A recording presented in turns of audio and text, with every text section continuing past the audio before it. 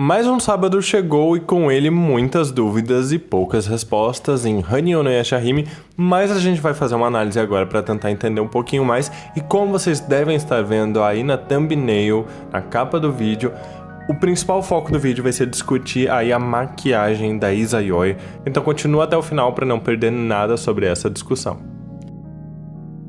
Olá meus queridos, eu sou Avalon das páginas Avalon Geek e hoje nós vamos conversar um pouquinho sobre o episódio 5 de Hanyou no Yashahime, teorizar algumas coisas em cima disso, mas também vamos fazer alguns apontamentos de referências e outras coisas que esse episódio trouxe que foram muito boas.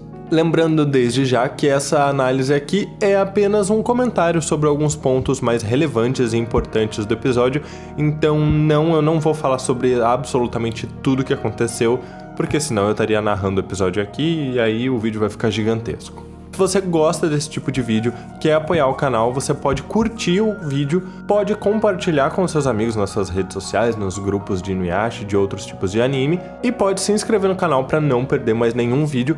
Mas vamos logo pro episódio. Lembrando que a gente tem aqui uma meta de likes que agora vai ser de 700 likes, então eu vou aumentar mais um pouquinho dessa vez. E bom, o episódio começa retratando um pouquinho sobre a violência e a barbárie do Japão antigo, a era feudal, que a gente vê ali um rapaz perseguindo o outro para poder roubar. Então eu acho isso interessante para nos lembrar, principalmente em relação à Toa, de que são mundos, são eras muito diferentes, né? Então a era feudal não é aquele país, aquele lugar de maravilhas onde as pessoas têm poderes, não, é muito violenta, é uma época precária. Então eu acho interessante lembrar disso. E aí surge a figura de Jakotsumaru. Ele usa um leque que cria uma espécie de raios que extraem os ossos do oponente. Eu achei interessante, mas eu não sei até onde era necessário a figura do leque. Para quem percebeu isso na própria preview do episódio 5, Jakotsumaru traz uma série de referências que a gente vê ao longo do episódio sobre um outro inimigo que Inuyasha, Sango e o grupinho enfrentaram lá no Kanketsu-ren, o arco final de Inuyasha. E ali não tinha o uso de nenhum leque, era simplesmente o poder da yokai que retirava os ossos dos inimigos com a própria mão. Para quem quiser entender um pouquinho melhor as referências, esse yokai de ossos que eu tô falando, que é uma referência ali ao arco final, ele aparece no episódio 12 do Kanketsu-ren, ou o que seria equivalente ao episódio 179 de Inuyasha, tá bom? E em seguida a gente volta ali para uma cena de onde o episódio anterior acabou, né? Que é justamente as meninas chegando ali na Era Feudal e o Nanokubi, né? Eles discutindo que o Nanokubi foi derrotado e agora como que a Toa vai fazer para voltar para a era dela. Só que a gente tem um acréscimo nessa cena. A gente descobre que Yotsumi, que é aquela coruja que aparece no episódio 1, ela estava ali na árvore, então ela presenciou a chegada das meninas. E não só isso, Yotsumi, ela reporta o ocorrido a um personagem novo que a gente descobre ser Kyuki, uma yokai que é dita como ser uma das 4 ameaças, grandes ameaças. E aí, na hora que eu vi isso, eu fiquei, tá, o que é isso? A gente descobre mais pra frente do episódio. E a Yotsumi, ela reporta que a Moroha, que é a menina que derrotou o Tokotsu, retornou a essas terras. Então eu não sei se vocês estão tendo essa percepção, mas à medida que o episódio ia acontecendo, eu ficava do tipo, tá, mas quem é Tokotsu? Quem é essa Kyuki que apareceu? E a gente vai tendo as respostas ao longo do episódio. Isso está acontecendo com Hanyou no Yashahime também. A gente não tá tendo uma pausa do tipo, olha, é isso que tá acontecendo.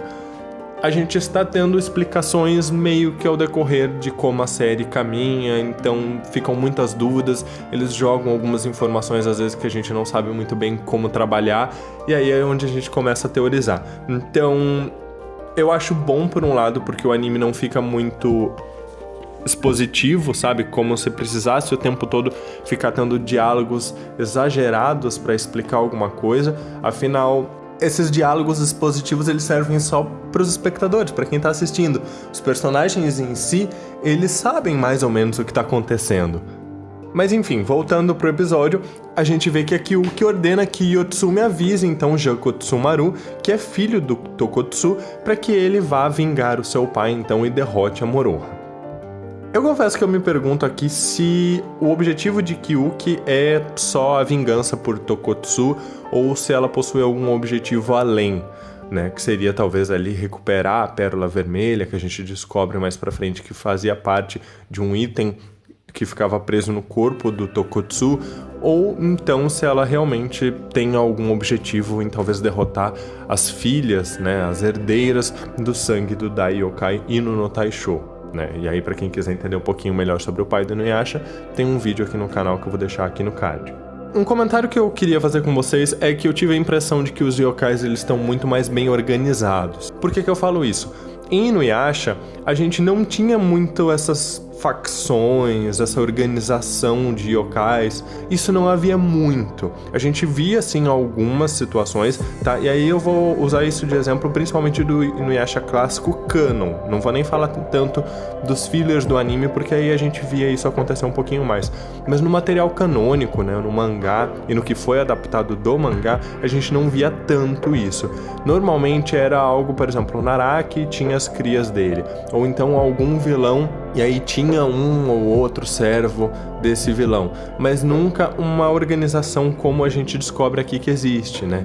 Que é o Kirin Maru acima, e aí tem os 4 grandes ameaças num segundo patamar e provavelmente uma legião de yokais que seguem eles. Então parece realmente uma questão assim de exército organizado. Eu achei interessante porque é uma roupagem nova. Outro ponto interessante é que mais pra frente no episódio a gente vê a Kaede comentando quando a Moroha vai vender os ossos que ela trouxe, de que a Moroha é muito parecida com a Kaede, ela tá sempre apressada. Então aqui eu vou começar uma pequena discussão com vocês de que, gente, ninguém esqueceu de nada. A Kaede provavelmente sabe que a Moroha é filha da Agome, senão ela não faria esse tipo de comentário sobre como elas são parecidas, seria muita coincidência. Então ela sabe sim, só talvez elas não queiram entrar nesse mérito. Então onde eu falo que a gente tem uma carência de diálogos expositivos, mas que não é necessariamente ruim. A gente não entende muito bem o que está acontecendo, mas também não tem ninguém explicando, olha, aconteceu isso, isso e isso. Provavelmente a gente vai ter isso em algum determinado momento, quando as meninas precisarem entender a origem delas, precisarem entender o que aconteceu com os pais dela, mas por enquanto, meio que todo mundo sabe, só que ninguém tá contando, porque seria muito conveniente pro roteiro. Eu achei interessante também como os exterminadores de yokai parecem estar bem adaptados ali no vilarejo, né? Eles estão ali, a gente vê eles juntos ali, e o Kohaku, inclusive, fazendo pesquisas em livros. Aqui outra coisa que eu tô achando bem curiosa, porque foge um pouco do que a gente vê no Inuyasha clássico.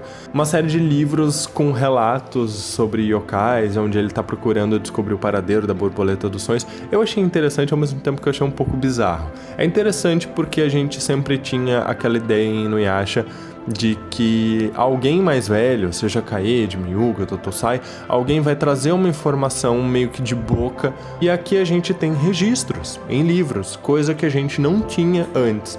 Então eu me pergunto até se de repente a presença da Agome pode ter influenciado as pessoas a começarem a registrar as coisas em livros. Interessante que, embora o Kohaku tenha descoberto o possível paradeiro da borboleta dos sonhos, a Toa está super empolgada em ir atrás dela, mas a Setsuna meio que se recusa. Ela pede para que o Kohaku mande ela numa missão de exterminador de yokai. E é justamente essa missão o que a gente precisa para fazer com que a Setsuna vá atrás do Jakotsumaru. E nesse momento, então, a Toa se dispõe a ir junto, porque ela quer estar junto com a irmã, ela quer proteger a irmã, ela tem muito isso, né, enquanto irmã mais velha. Só que, na verdade, eu acho que, por mais poderosa que a Toa seja, ela ainda é muito ingênua pra era feudal, pro Japão feudal. Elas levam a Kirara junto, e a gente vê uma série de interações entre as duas, que eu não vou entrar muito no mérito aqui, mas que são bem divertidas. Me lembrou um pouco sobre interações como Inuyasha e Koga, ou até mesmo Inuyasha e Agome, que a Setsuna não quer se aproximar, mas é divertido. Então eu tô bem feliz com essa interação entre as duas, que até então a gente estava vendo muito mais com a Moroha. E é justamente falando nela que a gente vê que ela vai até o comerciante de ossos, que é o Giobei. Ela tá tentando vender os ossos que ela trouxe ali da Senhora de Três Olhos e do Yokai Raiz, porém ele oferece muito pouco, e é ali onde ela começa a barganhar e até descobre que o Miyuga tá ali. A gente descobre que o Miyuga conhece já a Moroha, ela já conhece ele, então, novamente, gente, eles sabem, eles lembram, é só a gente que não tá entendendo, a gente tá de fora desse barquinho. Mas a gente descobre algumas informações como o fato de que a Moroha levou o corpo do Tokotsu, que ela matou, e vendeu, porém ela não levou a cabeça. Então aí eu vou adiantar já a questão do plot da trama, Shokotsumaru está com a cabeça do pai tentando revivê-lo, né, juntando alguns ossos. Caso a Moroha consiga trazer a cabeça, ela vai conseguir ainda mais ouro, enquanto que o Takeisho, que é um servos do Jubei, ele vai levar a Moroha, ele vai fazer um papel meio que de Shippo e vai levar a Moroha até o castelo, que é onde o Shokotsumaru está escondido, para que ela possa então conseguir a cabeça do Tokotsu para ele. Elas se encontram e ali a gente começa a ter algumas informações por conta da presença do Miyuga, que é justamente ele explicando que o Tokotsu é uma das 4 ameaças, enfim. Mas aí algumas coisas que eu acho interessante sobre essas informações do Miyuga. Ele adverte que as outras ameaças não vão ficar paradas caso elas ataquem o Tokotsu e derrotem ele. Ou seja, ele já alerta que, olha, se vocês enfrentarem ele, as demais virão atrás de vocês. Porém, à medida que a Setsuna informa que a árvore sagrada passou para elas, ele diz que ele duvida que Kirinmaru teria essa pretensão, né, de levar a era feudal para uma era de caos, né, uma era de decadência, porque ele é um rei bestial e ele não teria uma ambição, essas intenções de fazer isso com aquele período. Eu acho isso bastante interessante porque muitas pessoas questionaram sobre a integridade da árvore sagrada e o porquê ela gostaria tanto de derrotar Sesshomaru e Kirinmaru. Eu inclusive coloquei isso em pauta no vídeo da análise do episódio anterior, mas eu acho que desde já a gente pode aí ficar meio alerta se o Kirinmaru realmente é o vilão ou se ele está sendo um bode expiatório, né? Ele está sendo, na verdade, um vilão errado.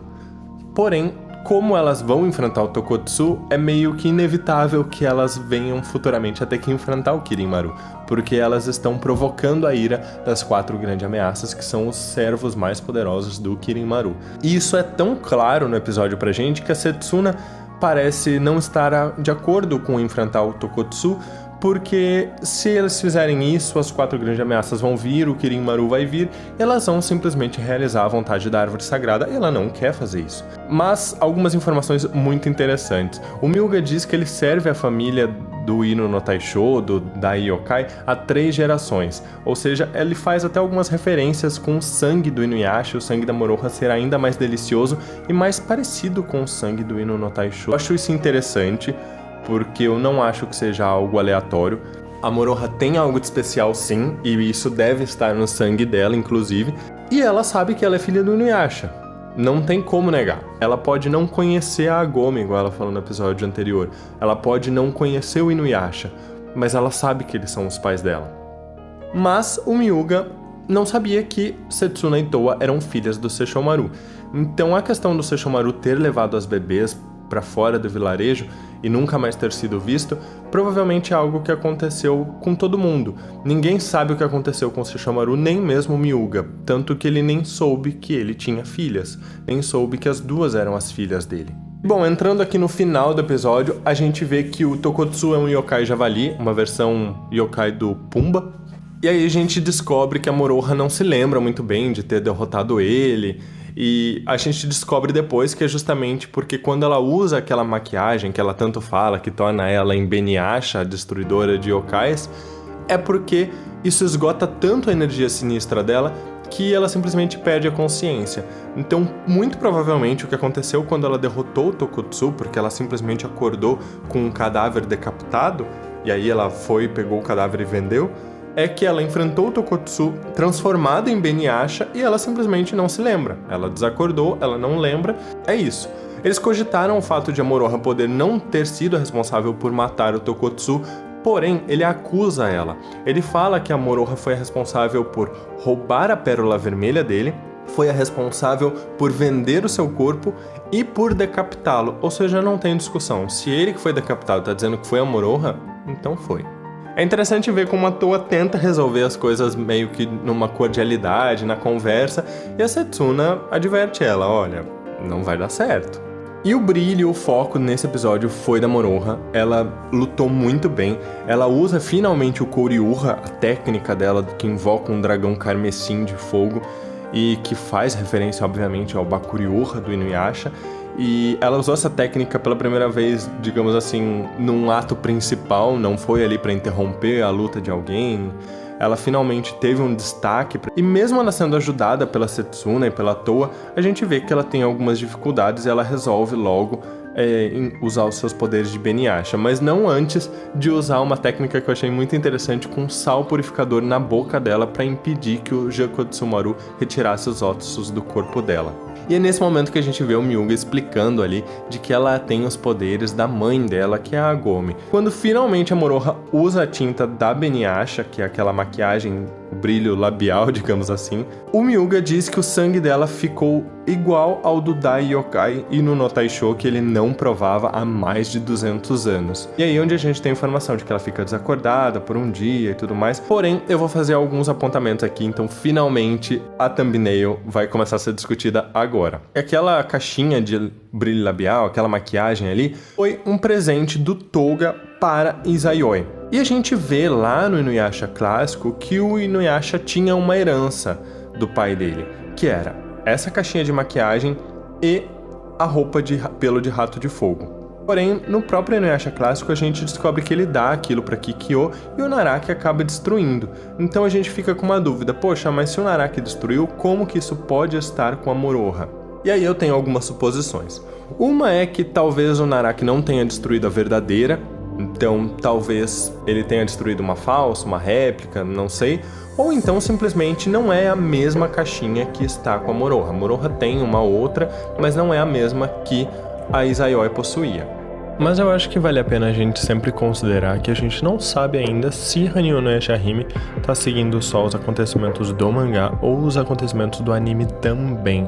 Afinal, esse episódio que a gente tem, a questão da maquiagem que o Toga deixou, né, que a Izayoi deixou ali pro Inuyasha depois, é um episódio filler, ele nunca aconteceu no mangá. Então, pode ser que ele tenha sido acrescentado no anime e os produtores agora de Hanyou resolveram reaproveitar a ideia dentro desse novo anime, mas descartando o fato de que ele foi destruído pelo Naraki. Ou talvez eles sigam a ideia do anime e aí a gente vai ter uma dessas situações que eu comentei.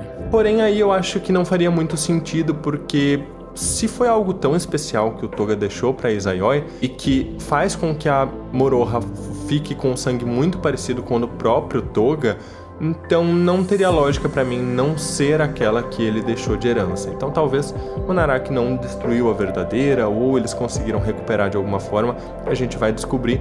Ou é uma baita de uma falha no plot, mas eu acho que não, acho que a gente vai ter alguma informação ainda para explicar isso. É uma maquiagem e eu vi algumas pessoas falando, mas a Moroha só vira Beniasha, ela só se transforma daquele jeito por conta da pérola vermelha. E eu acho que não, porque a pérola vermelha pode estar ali junto, ela pode ajudar a fazer a Moroha ficar mais forte, mas se a Moroha se transformou em Beniasha para poder destruir o Tokotsu, isso foi antes dela ter a pérola vermelha, ou seja, a maquiagem já tinha essa propriedade de transformar ela, independente da presença da pérola vermelha. O que me faz pensar no porquê o Toga deixou uma espécie de maquiagem, uma espécie de batom, que faria com que poderes yokais se manifestassem ainda mais, ou desse algum tipo de upgrade, ou algum tipo de poder para quem usasse. Porque ele deixou isso com a Izayoi. Primeiro eu pensei, ele pode ter deixado isso sabendo que o Inuyasha seria um meio yokai e talvez ele precisasse, em algum momento, dos poderes dele mais latentes para poder se defender. Porém, isso cairia em contradição pelo fato de que, se o Toga deixou a Tessaiga justamente para impedir que o Inuyasha tivesse aqueles ataques, né, quando o poder yokai dele se manifestava mais forte e ele perdia o controle, por que ele daria uma espécie de maquiagem que faria com que as habilidades de yokai dele se tornassem mais latentes? Então, mesmo que ele não perca o controle exatamente, coisa que eu acho que deve acontecer sim, porque a Moroha não lembra o que acontece, ela fica desacordada, enfim. Então eu acho que ela perde um pouquinho do controle também. Talvez em menos proporção por ela ser só um quarto de yokai. Então o que me faz pensar que talvez, se aplicado em humanos, essa maquiagem pudesse ter alguma propriedade diferente, talvez até desse alguns poderes, e ele tenha dado isso para a Izayoi no sentido de que ela pudesse proteger o Inuyasha. Afinal, gente, eu sempre me questionei o seguinte, se o Inuyasha passou por tantos perigos, sofreu tantas perseguições, igual a gente vê que aconteceram com outros meio yokais também ao longo da série, a Shiori, o próprio Jinenji, como a Izayoi, humana, conseguiria proteger o Inuyasha. Talvez vocês me digam, mas o Jinenji e a Shiori conseguiram ser protegidos pela mãe. Ok, mas eles eram filhos de yokais não tão conhecidos, digamos assim. O Inuyasha, bem ou mal, era filho do Toga, filho do grande general Cão Demônio. Então, assim, ele era um alvo muito visado. Ele poderia ser utilizado como isca, talvez, para atrair o Sesshomaru ou para tentar encontrar as espadas do Toga. Eu sempre me questionei como a Izayoi conseguiu proteger um filho meio yokai dela. E talvez essa seja a resposta. A Izayoi conseguiu, ao longo de sua vida, proteger o Inuyasha porque ela tinha ali essa maquiagem que poderia de alguma forma fazer ou que ela ganhasse poderes, coisa que iria bem em confronto com a imagem que eu tenho dela enquanto uma humana pacífica e uma princesa delicada, né, de repente se transformando aí e lutando, ou então talvez desse algum outro tipo de habilidade quando aplicada em humanos. A única coisa que eu posso garantir pra vocês é que o Toga deixou uma maquiagem que é capaz de dar algum tipo de habilidade para humanos pra Izayoi.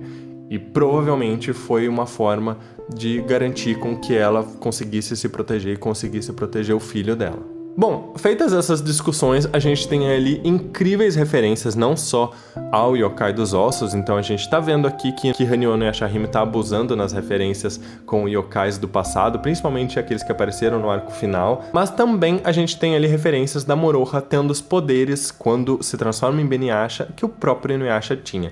Então ela usa as garras retalhadoras de alma e as garras voadoras, né, aquelas garras de sangue, para derrotar Jakotsumaru e o Tokotsu. Eu acho que não tem muito o que falar, gente. É nostalgia, foi muito divertido. O olho dela fica igual ao olho do Inuyasha.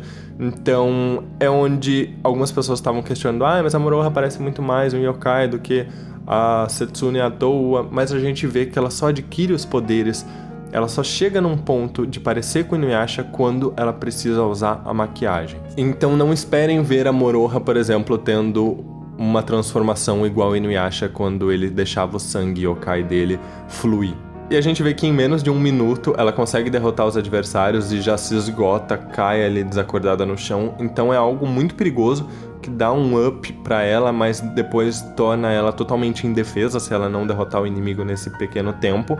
E é como a Setsuna e a Toa acabam finalizando com o adversário. Eu achei interessante aqui que a Toa, ela usa a energia sinistra dela na forma da espada para aparentemente purificar o local, os inimigos, né? Então me lembrou até um pouco o Sesshomaru quando ele usa a Tenseiga para purificar ali as almas que estão no mundo dos mortos. Eu achei muito interessante.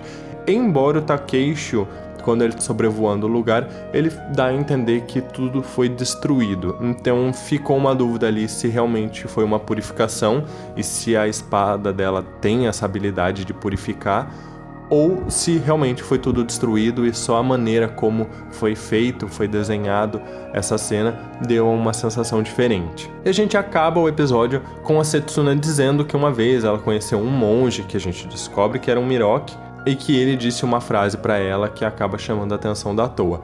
Então, a gente vai ver, à medida que os episódios andarem, um pouco mais de interação, descobrir um pouquinho mais que os personagens estão vivos.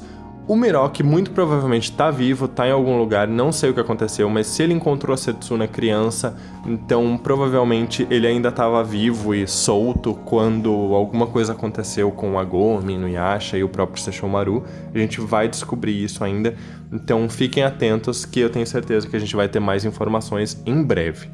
Mas é isso, pessoal, eu acho que eu falei tudo o que eu achei mais importante, mais relevante, trouxe aqui as discussões sobre a maquiagem da Izayoi. Eu quero saber a opinião de vocês sobre tudo. Se tem alguma outra coisa que eu não falei aqui que chamou a atenção de vocês, não esqueçam de deixar o like no vídeo pra gente bater a meta de 700 para esse vídeo e compartilhar com seus amigos, se inscrever no canal se não é inscrito, ativar o sininho de notificações para não perder nada e sempre acessar as notificações, mesmo que seja um vídeo que você não queira, porque o YouTube vai começar a entender que se você não acessa as notificações é porque você não quer mais receber essas notificações e aí ele para de te notificar. Um grande abraço, até mais!